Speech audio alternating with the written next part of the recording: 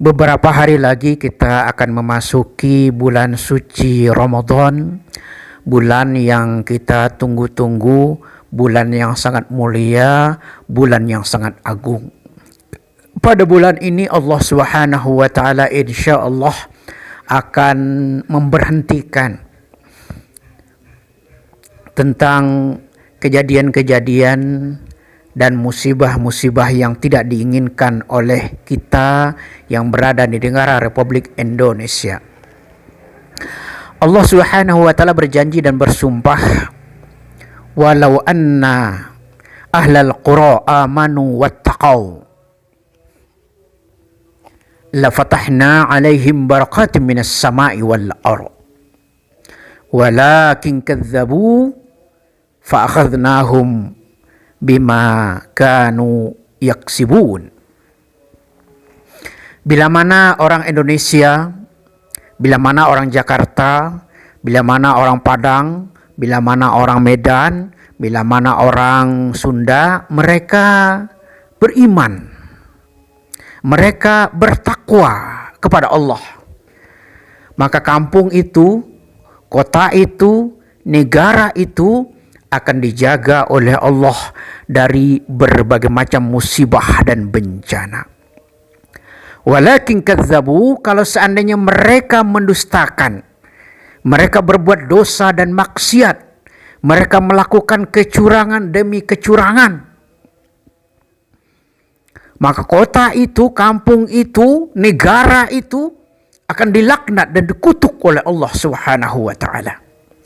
Pada bulan Ramadan alhamdulillah sudah merupakan suatu tradisi yang bagus bagi umat Islam. Mereka berbondong-bondong salat tarawih, mereka selalu mengisi bulan Ramadan dengan pengajian, taklim dan lain sebagainya. Pokoknya di bulan Ramadan itu stasiun televisi lah, instansi pemerintah, mereka berlomba-lomba untuk berbuat kebaikan. Nah, inilah yang menyebabkan Allah Subhanahu wa taala tersenyum kepada orang-orang Indonesia, sehingga di bulan Ramadan sangat kecil atau sedikit sekali terjadi yang namanya musibah dan bencana. Tapi di luar Ramadan, orang-orang Indonesia banyak yang kembali kepada habitatnya, banyak yang berbuat dosa, yang banyak yang berbuat maksiat, banyak yang berbuat kecurangan. Ini membuat Allah marah, membuat Allah murka, membuat Allah itu sangat benci kepada kita bangsa Indonesia. Kalau sudah benci, dikirimlah yang namanya api, terjadi kebakaran. Dikirimlah yang namanya air, terjadi yang namanya banjir. Dikirimlah yang namanya tanah, terjadi longsor. Dikirim lagi oleh Allah udara, terjadi angin puting beliung. Janji dan sumpah Allah, walakin kadzabu, kalau mereka mendustakan ayat-ayat Allah, wailul lil mutaffifin, itu ayat Allah. Kalau kamu berbuat kecurangan, maka tunggu, aku akan kirim musibah dan bencana.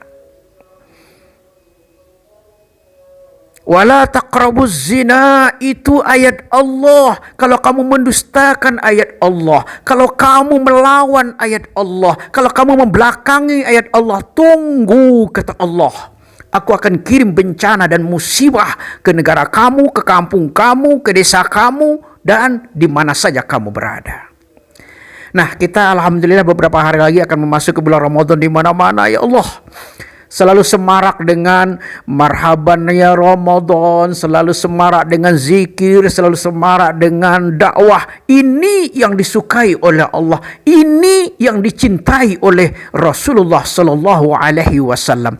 Untuk itu kita alhamdulillah kedatangan bulan Ramadan dan kita selalu berkata marhaban ya syahrul Ramadan, marhaban syahrus siyam. Subhanallah, ini kata-kata yang indah yang selalu kita jadikan sebagai senjata atau yang kita jadikan sebagai penghibur ketika datangnya bulan Ramadan. Subhanallah. Rasulullah Shallallahu Alaihi Wasallam bersabda, "Sumu tasihu, hai orang-orang Islam, berpuasalah. Dengan puasa itu kamu akan sehat, jiwamu sehat, badanmu sehat, rezekimu sehat, keluargamu sehat, semua apa yang ada sekitarmu akan sehat."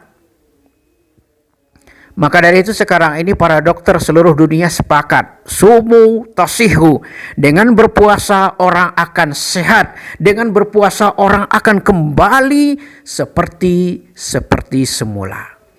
Nah, para dokter berkata, "Pak, ada apa? Tolong dokter, saya mau dioperasi." "Oh, mau dioperasi? Mau sembuh?" Jawaban dokter yang pertama apa? "Bapak mau dioperasi ya jam 12, tapi sebelumnya puasa dulu ya Pak." Ini. Makanya jauh-jauh Rasulullah berkata, "Sumu tasihu, berpuasalah kamu akan sehat." Coba perhatikan.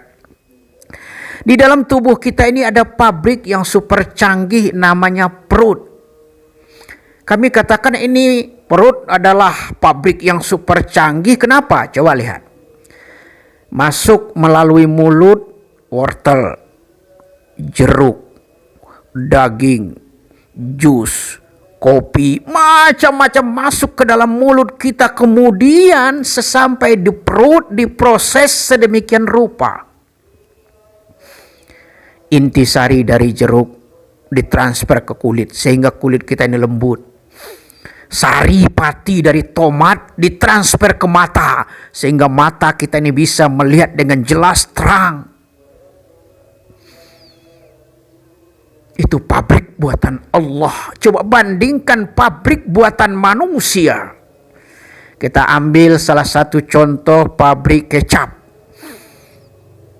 Masuk kedelai, diolah sedemikian rupa, keluarlah kecap. Tapi kalau seandainya itu pabrik buatan manusia, kita masukkan kedelai, masukkan jeruk, masukkan tomat, masukkan daging, masukkan yang lain dan sebagainya, apa jadinya?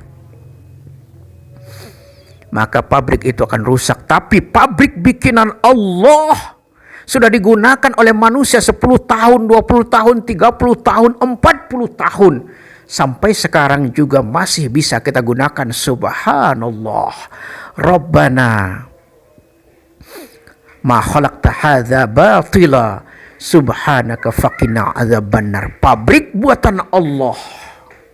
Betul-betul suatu karunia, suatu rahmat, suatu hidayah, suatu pemberian yang amat sangat besar dari Allah Subhanahu wa taala. Nah, pabrik kita ini kalau bekerja full 24 jam, apa jadinya? Apa jadinya? Pabrik kecap saja kalau bekerja 24 jam selama 1 tahun rusak. Mobil kalau bekerja selama 24 jam 1 tahun rusak. Maka dari itu dalam Islam, supaya pabrik kita ini mendapatkan istirahat, maka diadakanlah syariat yang namanya puasa. Puasa itu sebenarnya adalah kebutuhan kita. Dengan puasa kita sehat. Puasa itu adalah kebutuhan kita. Dengan puasa kita masuk surga. Puasa itu adalah kebutuhan kita. Dengan puasa kita selalu menjaga badan kita dari penyakit-penyakit yang tidak kita inginkan. Untuk itu sekalipun ini di luar Ramadan, laksanakanlah juga puasa. Insya Allah lemak terkuras, darah mengalir dengan lancar, dan otomatis manusia akan sehat. Itulah hikmah puasa. Banyak sekali hikmah-hikmah puasa yang lainnya. Semua itu tujuannya adalah agar kita termotivasi, agar kita mau berbuat yang terbaik di bulan Ramadan. Subhanallah. Mudah-mudahan seluruh kita ini diberikan oleh Allah kesehatan badan, kesehatan rohani, agar mau dan terpanggil untuk melaksanakan ibadah puasa Ramadan. Orang-orang yang tidak puasa Ramadan, kemungkinan dia kurang akal, kemudian dia gila, kemudian dia dan lain sebagainya. Itu halangan dari orang berpuasa bulan Ramadan. Para pemirsa channel YouTube Yatim TV, perlu kami ingatkan sekali lagi, puasa. Jangan tinggalkan puasa. Kalaulah seandainya nanti kita tidak berpuasa, na'udzubillah summa na'udzubillah, kita hidup nanti di alam kubur. Kita hidup di alam kubur. Kalau orang yang tidak berpuasa hidup di alam kubur, di depannya ada ular kepalanya 9. Baru saja kita hidup, tangan kita dimakan oleh ular, kaki kita dimakan oleh ular, kepala kita dimakan oleh ular, hidup-hidup. Setelah badan kita ini habis, kemudian dibuatkan casing yang baru, dibuatkan tubuh yang baru, datang lagi ular kepala 9, disiksa lagi, begitu seterusnya, berulang sampai terjadinya kiamat. Untuk itu na'udzubillah summa na'udzubillah, jangan sampai di antara kita ini tidak melaksanakan ibadah puasa.